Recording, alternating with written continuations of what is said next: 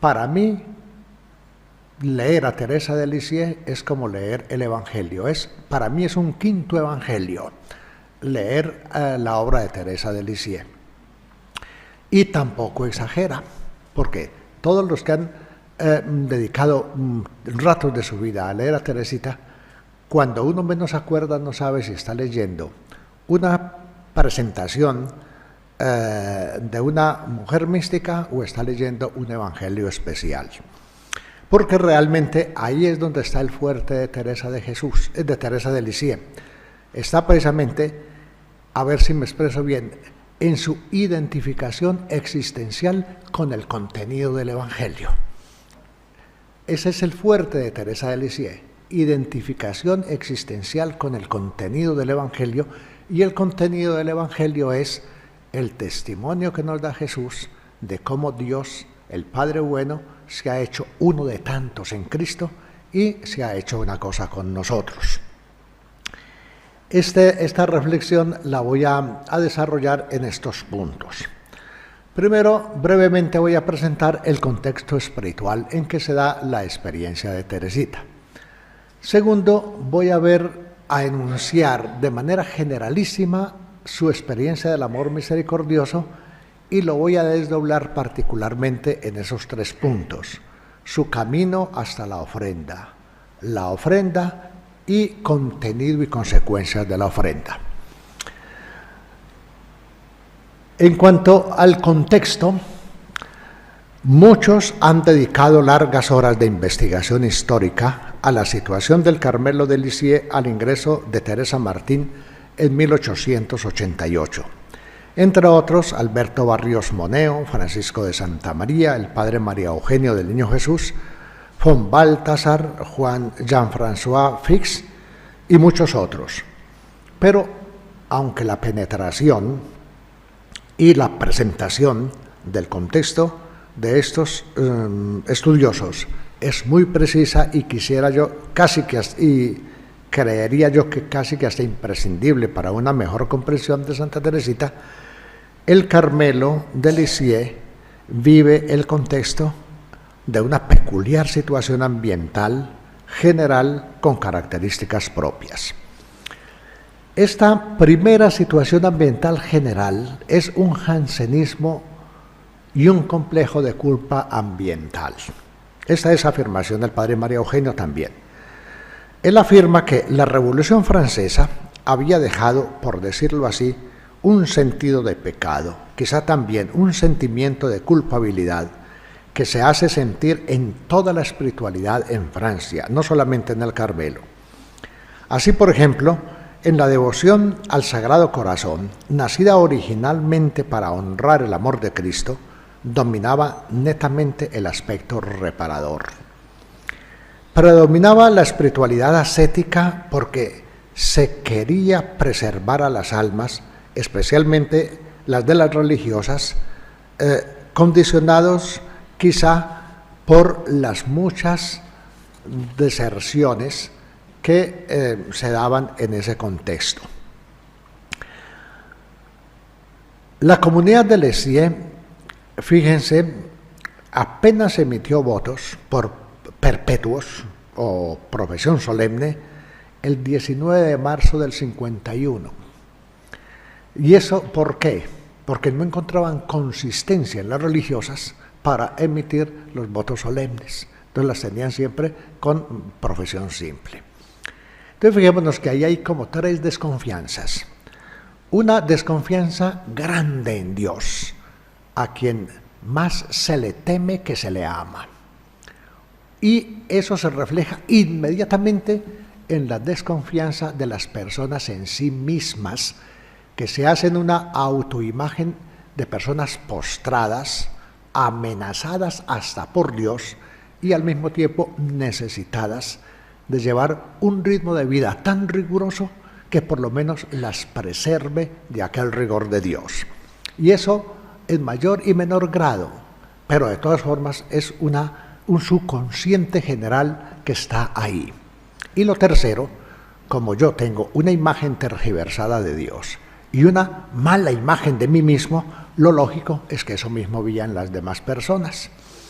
de tal manera que era un ambiente jansenista subrayado por un subconsciente colectivo de culpabilidad en el cual se tenía que buscar la manera no solamente de defenderse de tanta amenaza, sino de acumular o conseguir algún mérito que me sirva de escudo y me defienda. En la vida religiosa, esta nota ascética estaba muy destacada. En los mismos Carmelos encontramos una obrita titulada Los perfumes del Carmelo, dice el padre María Eugenio, en el que se define a la orden como reparadora, palabra que no se encuentra jamás ni en la regla antigua, ni en las constituciones, y menos en Santa Teresa y San Juan de la Cruz. De tal manera que el arma a través de la cual buscaban autodefenderse era precisamente a través de eso, de una actitud reparadora ante Dios, en la cual se le imploraba que desviara su ira, no tanto por el amor que yo le tenía, sino por la postración que le mostraba. Dice el padre María Eugenio: yo mismo conocí esa época. He conocido personas que eran ascetas, pero no místicas. Puedo deciros que en el Carmelo no se leían ni el cántico espiritual ni la llama de amor viva de San Juan de la Cruz. Se tenía miedo a ser iluminado. En este aspecto prevalecía una escuela que habría de durar mucho tiempo. Leer a San Juan de la Cruz conllevaba, según se pensaba, un peligro de iluminación. Y esto incluso en el Carmelo.